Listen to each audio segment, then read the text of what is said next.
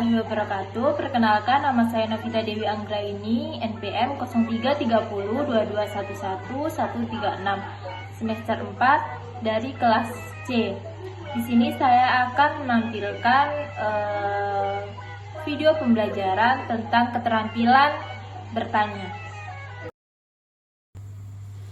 Ya anak-anak, hari ini kita akan belajar tentang benda hidup dan benda tak hidup yang ada di sekitar kita. Nah, benda hidup itu adalah makhluk hidup seperti tumbuhan dan hewan. Sedangkan benda tak hidup itu contohnya seperti buku dan kertas. Siapa yang bisa memberikan contoh benda hidup yang kalian temui dalam kehidupan sehari-hari?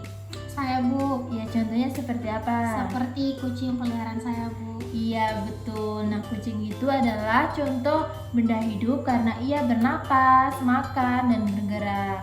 Nah, kalau contoh seperti benda tak hidup itu seperti apa? Seperti meja, batu, dan lainnya. Iya, meja, batu itu adalah contoh benda tak hidup karena ia tidak memiliki kemampuan untuk tumbuh atau bernapas. Nah, Ibu mau tanya lagi nih, apa sih yang membedakan benda hidup dan benda tak hidup? Kalau benda hidup itu benda yang bisa bertumbuh, berkembang, dan juga bernapas.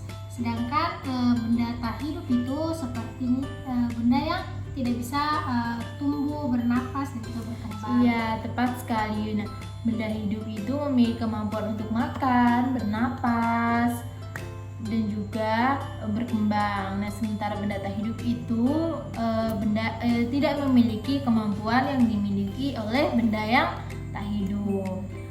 Nah, kalau misalnya buku yang ada di perpustakaan itu termasuk benda hidup atau benda tak hidup?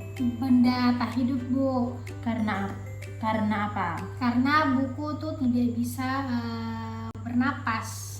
Iya, betul. Nah, buku itu contoh benda tak hidup karena ia tidak memiliki kemampuan seperti makan, bernapas, dan lain-lain.